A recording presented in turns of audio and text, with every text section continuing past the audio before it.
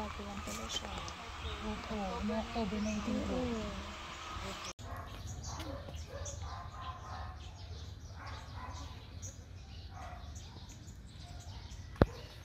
So, may mga pusa rin po tayo dito, may kabayo, at meron, I know na meron din po tayong nailagak dito na goat, no? We had a pet na isa pong goat, at nailibing po siya dito, at kasama rin po siya sa ating mini-memorial today.